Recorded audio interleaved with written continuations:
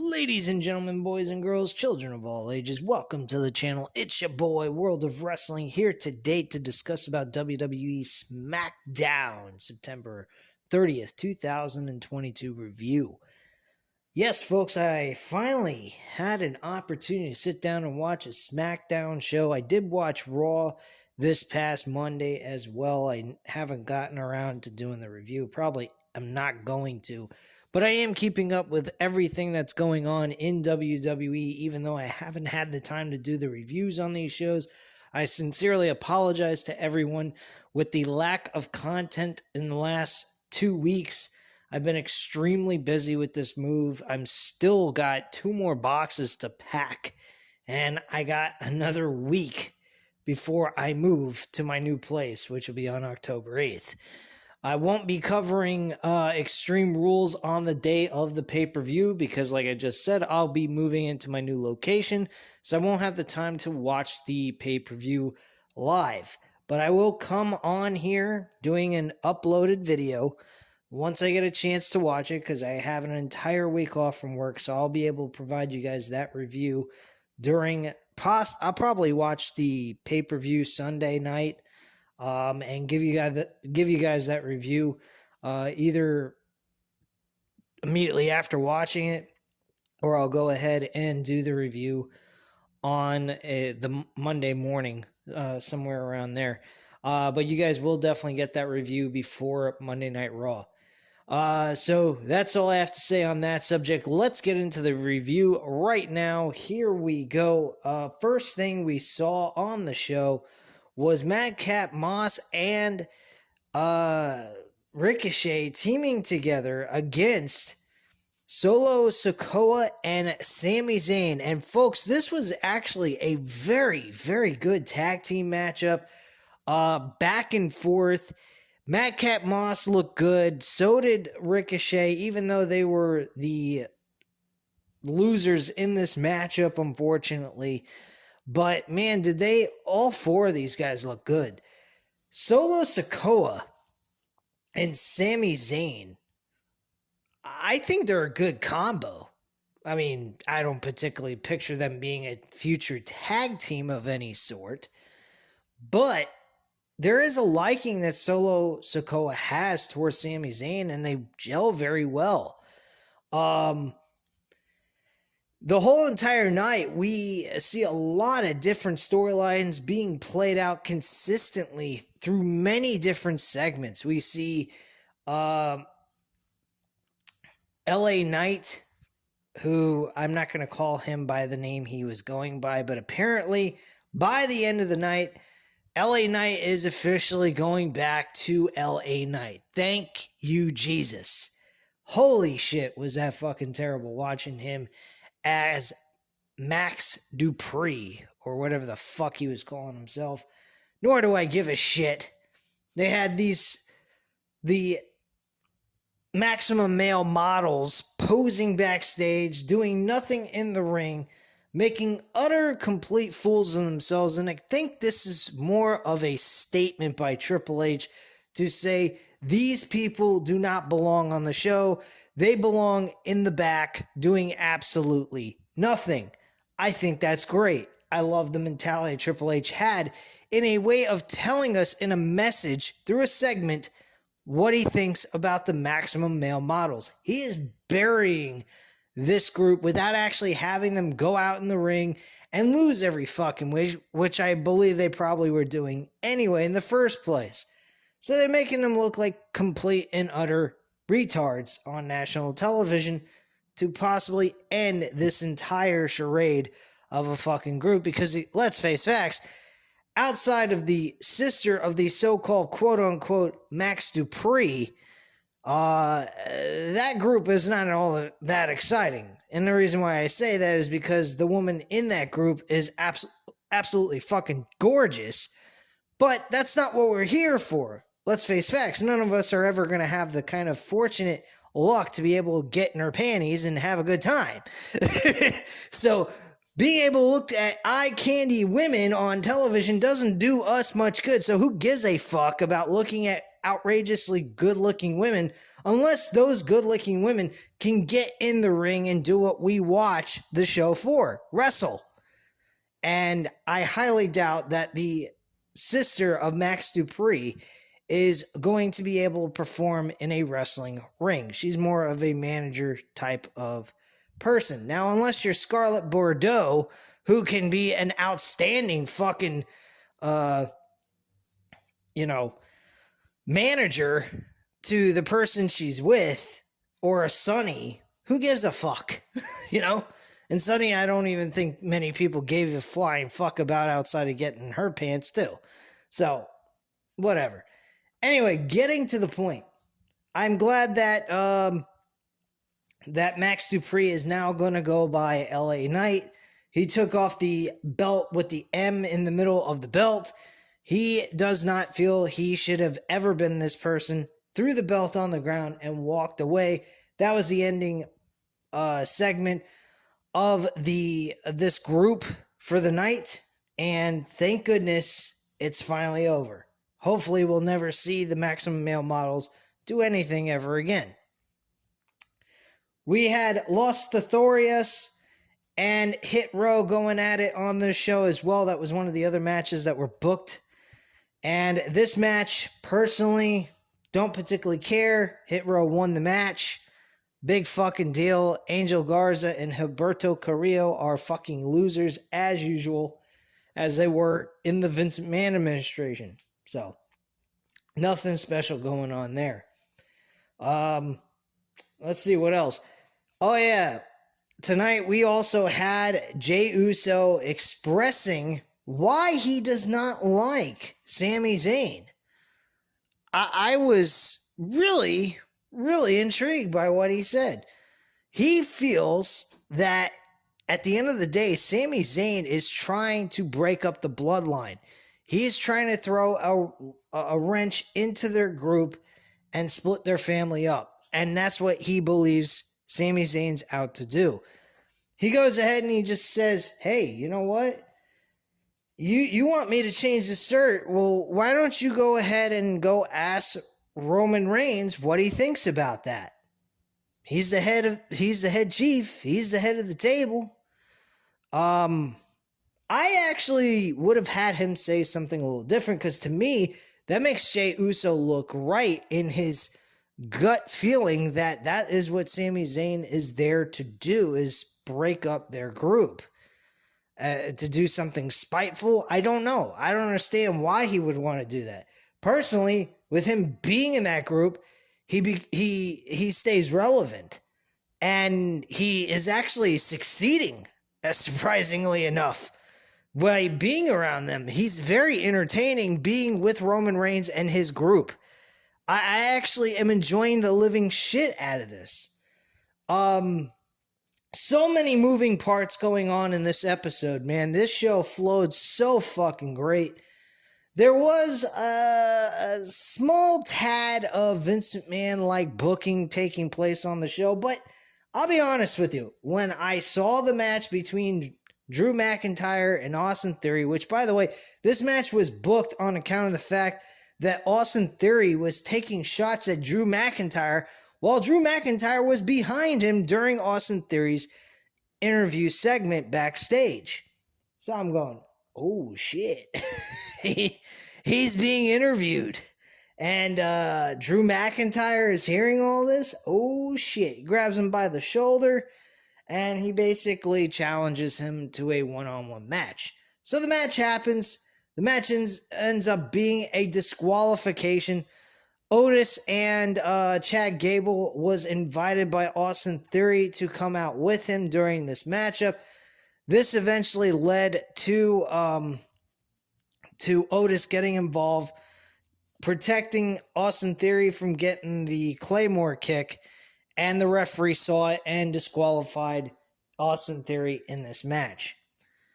So it was a 3-on-1 attack taking place throughout this entire post-match segment. And then we get Johnny Gargano and Kevin Owens to come out and even the odds. After the segment ends and we come back from commercial break, we do get notification that it would be a 6-man tag team match. I was immediately saying to myself, this actually would be a fun 6-man tag team match to book. And then I said to myself, but wait a second, this is something Vince McMahon would actually do. Now, there's a small tad difference between what Triple H did and what Vince McMahon used to do. What Vince McMahon used to do is shit like this that happened, he would automatically book the match following the commercial break, and they would have the 6-man tag team match happen right then and there. This situation was a little bit different. This segment takes place. We get the announcement after the commercial breaks are over, and they make the announcement that this match is taking place in the main event of the show. Now, I think that might have happened under Vince McMahon's creative booking decisions, but not as often as, like, you know, the other way I said it. Like, they have a 6-man tag team match immediately after the brawl takes place and all that, and the match never really went anywhere because of a disqualification. So I kind of liked the pairing, the trios between these two teams. Austin Theory, Chad Gable, and Otis have some stuff going on Raw, so they kind of are building chemistry as a group. So they're kind of like allies to one another.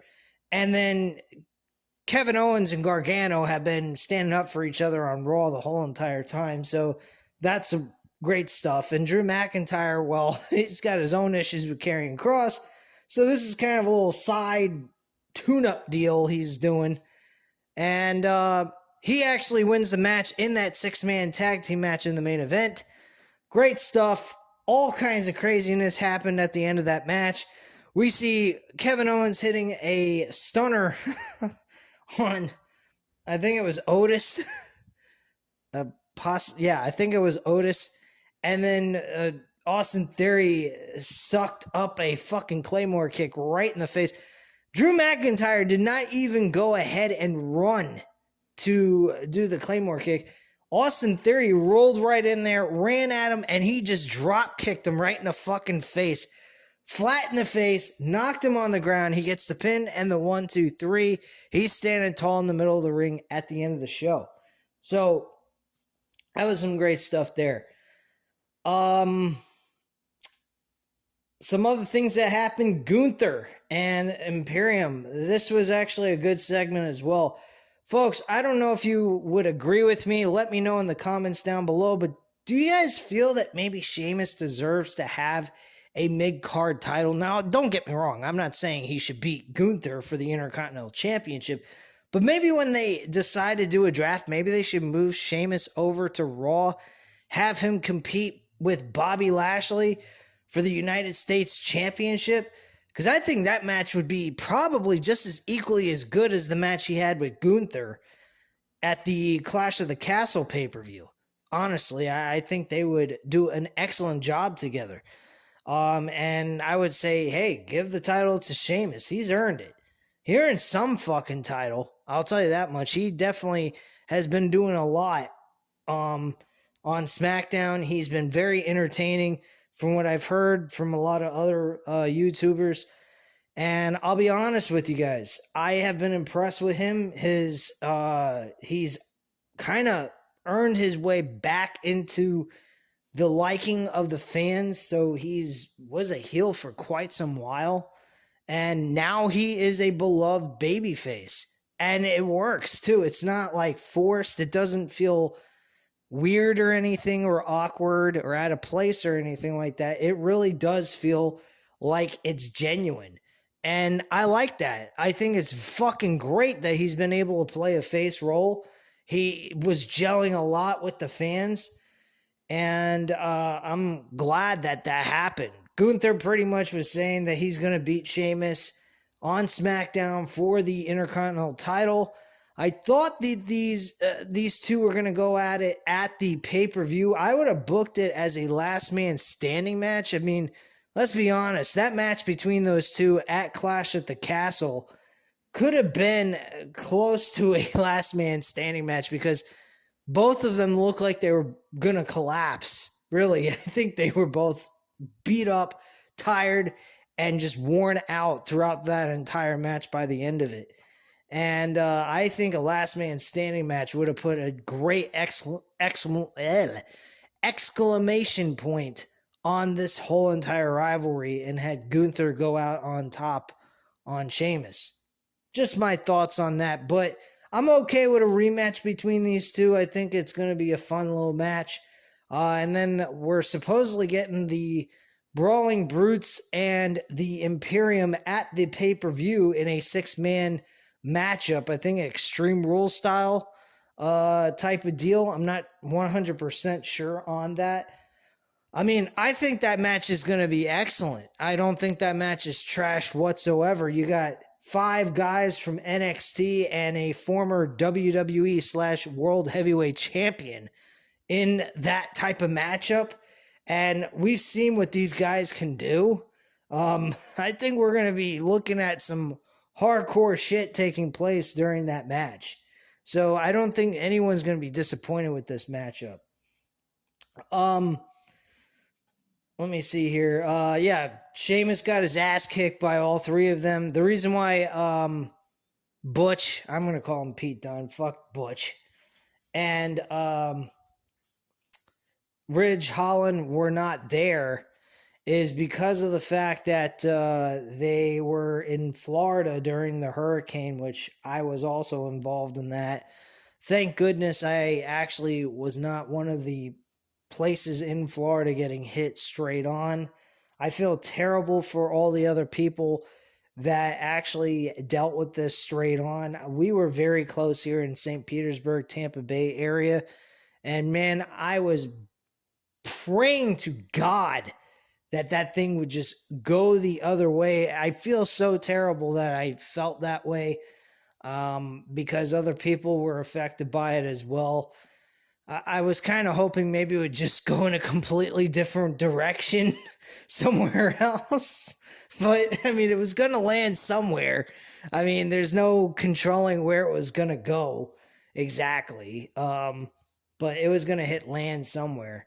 But I feel bad for the people who had to deal with that. I think it was great that WWE pointed that out and that they were asking if anybody would like to donate to help fix places in Florida that have been heavily damaged by this hurricane. So kudos to WWE for doing that. Whether it was public, public relations, PR shit, just to make themselves look good, or they genuinely care. I appreciate that from them, acknowledging that at the end of the day. What else happened on this fucking show? There was so many things that took place on the show. There was a lot of good stuff. Let's see here. Trying to think. Now I remember. There was actually a couple other segments I almost forgot. And one of them was Karrion Kross's segment, video package of him and Scarlett Bordeaux talking about Drew McIntyre. Basically, Drew McIntyre he stated that Drew McIntyre has been in WWE for a long time. He's earned his right to become WWE champion several times. He understands that coming straight into WWE, he's going to need to earn his spot to be able to challenge for a World Heavyweight Championship opportunity. So his attitude is that Drew McIntyre is that first step towards a world title match. So that's basically the whole basis of why he is attacking Drew McIntyre and so fixated on him. He wants to earn that right to become a World Heavyweight Champion somewhere down the line. Now, when I started seeing this video package, I was saying to myself, would it be kind of a cool idea to have Karrion Kross and Cody Rhodes be the guys to share the win for the Royal Rumble? Now, y'all may be saying, well, what about Cody Rhodes having the sole victory and Karrion Kross, fighting in the Elimination Chamber to earn a right for the World Championship? Well, let's think about it. If there's only one Royal Rumble winner, then there's no need to look for another number one contender for the World Heavyweight Championship on the other title. Because this whole entire time they have not had Roman Reigns defend the titles as individual belts. He's been defending them both at the same time in one match only, meaning that if he would lose to anybody, those belts would be taken off of him and given to the winner of that match that he went up against. So they're basically unified, but not technically unified, if that makes any sense. By having two Royal Rumble winners, it breaks the titles apart, making Roman Reigns have to face two challengers in night 1 and night 2. So that isn't the way they are. That's the only way you can really go to make any perfect sense. The Elimination Chamber is real simple. Roman Reigns is placed up against 5 other guys where he has to defend the World Heavyweight Championship belts and be the one starting the match. Not in one of the chambers, but actually starting the match from beginning to end. So Roman Reigns is feeling like he's actually being fucked over in this whole situation. Kind of like a Sami Zayn conspiracy theory without using that kind of storyline, because that would be over the top ridiculous to do that with Roman Reigns. But Roman Reigns overcomes all those odds, beats all 5 guys, okay?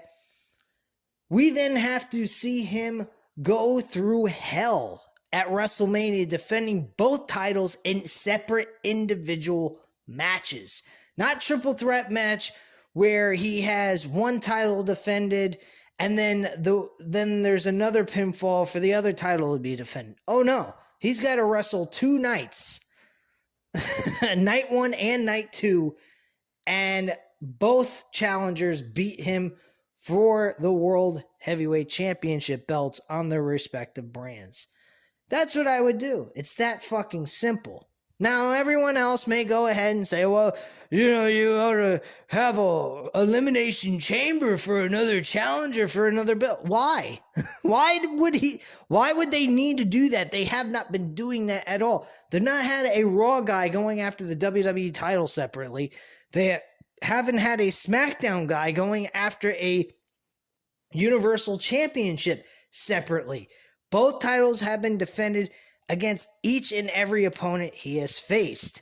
So why would they change it up all of a sudden for the sake of just forcing some fucking idea that they want to have the titles separated? It has to make sense. That is the only thing that makes any sense at all, is they go with the Bret Hart, Lex Luger 1994 situation to separate the titles.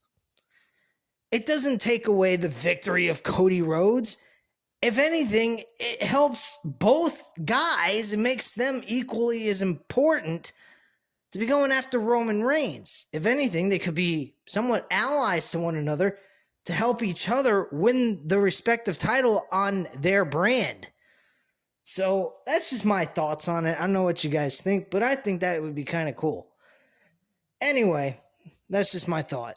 But yeah, Karrion Kross, he would be a great person to turn to. They got plenty of months to work on him, build him up into a major threat for a world championship opportunity, and there you go.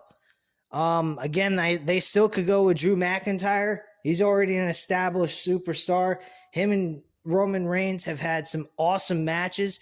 I'm sure they could pull off a great match at a WrestleMania main event situation, so I'd be totally cool with that. Rock, everybody keeps talking about The Rock and Roman Reigns. I don't know how the fuck they're going to do that. I really don't know how they're going to manage to pull that off. The only other thing I can think of is they don't separate the 2 belts. They have one world champion. They do an Elimination Chamber match with Roman Reigns defending against 2 guys on SmackDown, 3 guys on Raw. And he ends up losing it to Seth Rollins. And Seth Rollins defends both titles against Cody Rhodes at WrestleMania. And then after WrestleMania, when Cody wins the title, we see a new and improved WWE World Heavyweight Championship. And he just goes on both shows. Let's be honest, guys. Do we really care anymore about the brand split? Because me, quite frankly, I don't see any point in the brand split anymore. I mean, tonight we saw 3 Raw guys going up against 1 SmackDown guy and 2 other Raw guys that have been going up against Chad Gable and Otis, along with Austin Theory the whole entire time on Raw. Coming over to SmackDown and producing a storyline there. I mean, this brand split is worthless now at this point. Doing drafts is worthless because these guys from Raw and SmackDown are able to jump ship to any show they want to. So what the hell's the fucking point of a brand split anymore? We don't need to do a draft lottery pick. We don't need to do any of that kind of stuff anymore. It's over. Just end the fucking brand split. Unify all the belts except for the US and Intercontinental. Keep 2 mid-card titles. Have 1 women's champion, 1 tag team championships, tag team champions, and 1 world heavyweight champion. And I think we would all be happy with that. I think the show was unbelievably satisfying and entertaining as fuck. Hell, we even had Bianca Belair, who's a Raw women's champion, showing up on a SmackDown fucking show and trying to beat up Bayley at the end of the day, you know? And she's saving a SmackDown superstar. And Bayley's from Raw and she's on SmackDown. So can we all come to an agreement that the brand split is dead and it shouldn't exist anymore? I think we should. Just my thoughts, you know? I mean, if you're not going to honor the idea of a brand split where each wrestler is on their respective brand, then what's the point of a brand split? They're not going to honor it. So I think brand split ought to go away. I'm totally cool with the idea of all the superstars, whoever they want to put on the show for that week, to actually perform. I think it's fun as shit. I think SmackDown tonight was great. Continuing on, just ending a few other segments I forgot to talk about here with you guys, was actually the segment with Ronda Rousey and Liv Morgan. They did a highlight of what happened last week with Lacey Evans and Liv Morgan. I actually liked it. I liked what I saw. I don't know if it was as good as it was in live action from last week, because I didn't watch SmackDown last week. And I kind of see a little bit of hope for Liv Morgan in a way, but she's still not believable, especially to beat Ronda Rousey, because Ronda Rousey is a far skilled fighter than her. And it's kind of like a repeat of what she did with Shayna Baszler at Clash of the Castle. So I'm not quite sure on the idea. I don't particularly like the idea of her defeating Ronda Rousey, but I'm also enjoying what I saw. I enjoyed what I saw tonight with her and Ronda Rousey after Ronda Rousey, for the 50 millionth time, beat Natalya in a one-on-one match. She won by submission. The match was over. Liv Morgan came out with a fucking baseball bat. And here's the thing.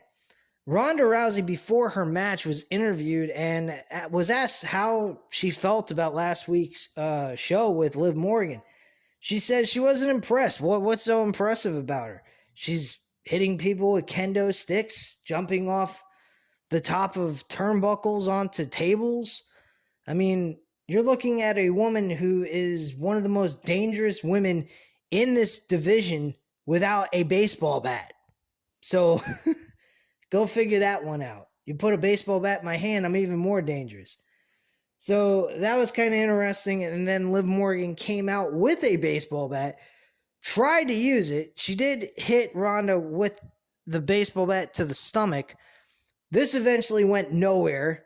She was placed on Ronda's shoulders. The baseball bat just fell out of her hands, flew, and like out of a WWE 2K video game with a glitch, the fucking baseball bat hit off the ground, ricocheted into the fucking ring, and was laying there in the middle of the ring. I was like, what the hell? What the fuck is this? This is not a video game. This is real life we're talking about. So I'm like, what the fuck? This shouldn't be happening. Apparently, I'm having a mirage or something. Anyway, it was kind of awkward. The bat just hit the ground and fucking ricocheted into the ring, which was really fucking awkward. Didn't expect that to happen, and pretty much Ronda Rousey and Liv Morgan battled it out throughout the entire portion till the end of the segment. Very intense. The fans were going nuts over this. I thought it was a good segment. I really did. I actually enjoyed this a lot. Very good shit. Bayley, like I said, she was going up against Shotzi Blackheart. This match was whatever. I mean, it wasn't nothing special. I didn't particularly care for it all that much. I spent more time looking at my phone at the fantasy football stuff than actually watching this match.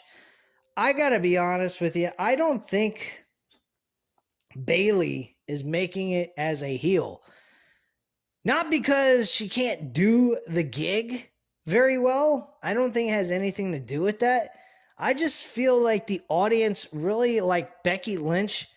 They gravitate towards her as a fan favorite. They like her better as a face than a heel. And I think that's the possibility of why Bayley's group, Damage Control, is not getting the kind of reaction that she should be getting. There's a disconnection between Bayley's character as a heel with the audience. The audience want to cheer for her. They don't want to boo Bayley, I think. I don't think it has anything to do with Dakota Kai and Io Sky. Isaiah. The fuck? Io Sky. Being, unknown characters on the show. I mean, granted, they were on NXT. Who the fuck really watches NXT anymore? I mean, they don't even reach 1 million views or even close to that, like AEW does. They don't even reach like 900,000 people a week, or 1 million or more. And that's because NXT's trash at this point. So, who gives a fuck? But honestly, I think that Bayley needs to turn face. I think that's what is best for business at this point. No pun intended. But yeah, I think that's the best decision at this point because I've noticed the fans really want to cheer for Bayley. They don't want to boo her. They really do. And I honestly think that the heel Bayley has kind of worn thin. She's been the heel Bayley for not many years. I'd say I think she went heel in 2019 when she was a rival with Charlotte Flair. And she had that flip-flop playing hot potato at the Smackdown Women's Championship leading into the COVID pandemic. So, yeah, she's been a heel for almost 3 years. I think people have a disconnection with her. She's not consistently on television due to injuries or just being pulled for creative reasons that they have nothing for her. Thank you, Vince McMahon. You're a fucking idiot. But, yeah, I don't think that Bayley is she's a good heel, but she's more beloved as a face. And I think a lot of people want to see her as a face. She's kind of has a situation like Chris Jericho. Jericho tries very hard to stay heel, but let's face facts. When the fans cheer for him with that song Judas, I mean, he smiles in the middle of that ring. I don't care how much of a fucking badass prick he is. He is going to stand in there, smile, and he looks around in the arena. And he's admired by the fact that these fans absolutely adore him for what he does in the wrestling business. And I think Bayley's kind of in the same boat. I mean, they both really try hard to be a heel-like character. Now, if people want to cheer for her, like they do for Roman Reigns is getting that kind of treatment as well. he's being cheered, but also being booed at the same time, in a sense of like they're playing kayfabe with the whole situation. They like him, but they also know that he's playing heel, so let's just play along and boo him anyway for the fun of it. So if that's the direction that they are going with that, that's fine, but I don't think the crowd really want to boo Bayley, even if they want to do kayfabe. I don't think they want to play into the kayfabe because they know her better as a face than they do as a heel. I personally like her as a face. I think if you take the rigid type of character that Bayley has developed now as a heel and transition that into a face-like character instead of the hugging Bayley type of character that's so much like a John Cena 2.0 type of gimmick in a female version, I think that would work out a lot better for her. But she could turn face and still keep that rigid, mean attitude, but still pander to the fans, care about the fans, just not like anyone else type of situation. They could do that mentality if they want to, but they're going to do what they're going to do, and that's really all there is to it. Anyway, guys, that is pretty much all I got for you guys at this time. I hope you enjoyed the video. If you did, smash that like button, deliver an elbow drop, and go ahead, hit the subscribe button if you're not already subscribed to the channel, and leave a comment down below. I'll definitely get back to you on that. Thank you guys very much for watching, and have a great night, guys. Bye.